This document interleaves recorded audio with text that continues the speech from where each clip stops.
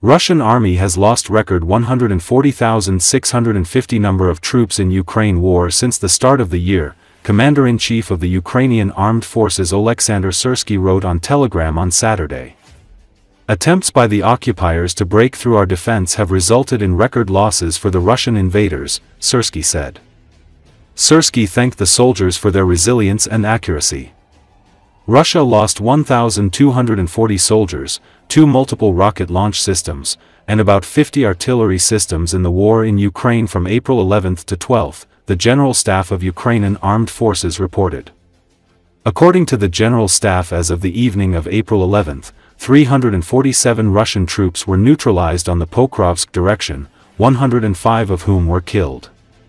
In addition, Ukrainian forces destroyed 1 armored fighting vehicle, 2 artillery systems, 17 vehicles, 3 units of special equipment, an electronic warfare system, and a UAV control point. They also damaged 3 artillery systems and 3 vehicles.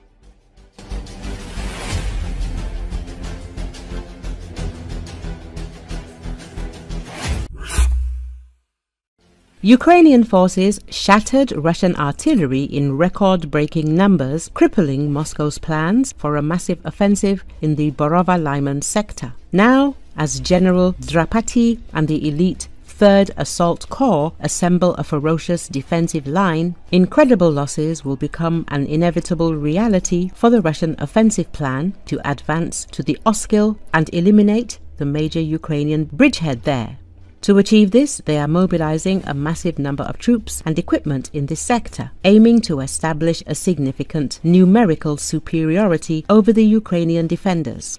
However, Russian offensive planning relies heavily on massive artillery barrages to pave the way for mechanized and infantry assaults. To take advantage of this, Ukrainians have prioritized destroying Russian artillery, aiming to disrupt Russian preparations by preventing them from conducting large preparatory barrages.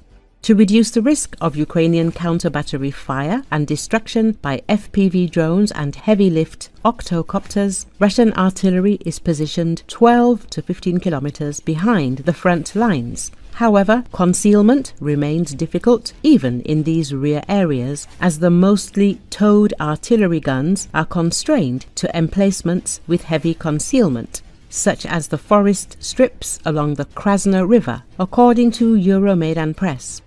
Ukrainian drone operators use these constraining factors to make well-educated estimates of Russian firing positions, intensify drone reconnaissance in these directions, and confirm and destroy targets. Euromaidan Press says that Russians often follow their artillery doctrine, which says to relocate only after coming under fire, an inflexible approach that only compounds their losses, as accurate Ukrainian drone strikes often only need 1 hit to disable or destroy the enemy gun. As a result, Ukraine destroyed 1,644 Russian artillery pieces and mortars in March alone, over 3 times the monthly average of the previous 2 years. By purely targeting Russian artillery, Ukrainians are forcing the Russians to increasingly relocate and conceal their heavy guns, which significantly weakens the effectiveness of Russian fire support in and of itself. The sharp rise in Ukrainian combat effectiveness along the Eastern Front is closely tied to General Mikhailo Drapati's appointment as commander of the Khortytsia Operational Strategic Group, which encompasses all of Kharkiv, Luhansk and Donetsk oblasts, according to Euromaidan Press. Since Drapati took command, Ukrainian forces have improved both their defensive coordination and battlefield resilience, resulting in a significant increase in Russian losses and operational costs. Already in the first month of Drapati's appointment, Russians required 17 assaults to take 1 square kilometer, more than double of what it was before. By March, it soared to 36 attacks per square kilometer, highlighting that any surge in Russian offensive action this summer will likely result in an even higher attrition rate for Russian forces.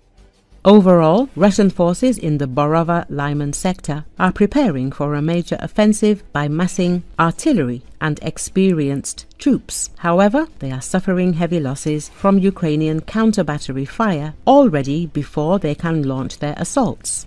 Given the persistent attrition of Russian artillery and the surge of new recruits into the 3rd Assault Corps, Russians are likely to encounter great difficulties in breaching Ukrainian defenses once they decide to launch their summer offensive.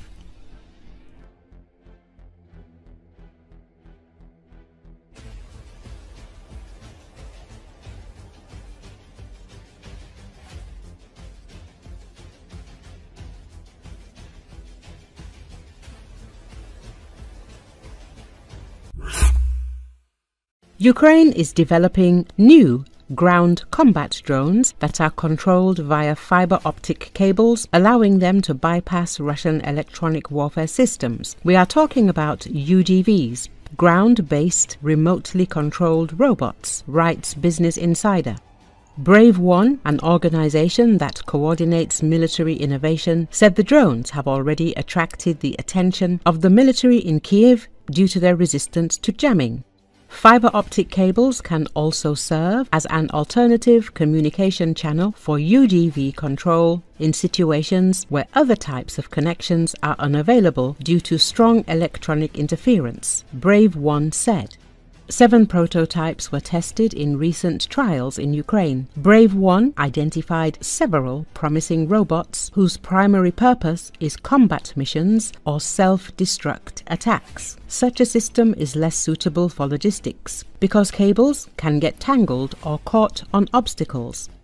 Unlike conventional radio communications, fiber optic channels provide stable video and control transmission over long distances. Previously, this technology was used mainly in FPV drones. UGVs can deliver ammunition, evacuate the wounded, attack enemy positions, or detonate near vehicles. A Ukrainian official told BI that such robots could be the next technology that will change the rules of war. Both Ukraine and Russia have used UGVs in combat. Some models have machine guns and thermal imagers for night operations. Brave One emphasizes that tactical approaches to using the new fiber optic UGVs need to be developed. This is happening in cooperation with the military. Ukraine plans to receive thousands of such systems by 2025. As media reported, Russia was the first to start using optical fiber drones on a large scale to bypass Ukrainian electronic warfare. This gave the Russians a certain advantage that has been maintained for several months now. According to some estimates, Russian optical fiber drones have become one of the key factors in Ukraine's loss of territory in the Kursk region. At the same time as Commander-in-Chief Alexander Syrsky said today, Ukrainian drones on fiber optics with a range of 20 kilometers are already operating at the front, and Ukraine is working to ensure that there are more of these drones.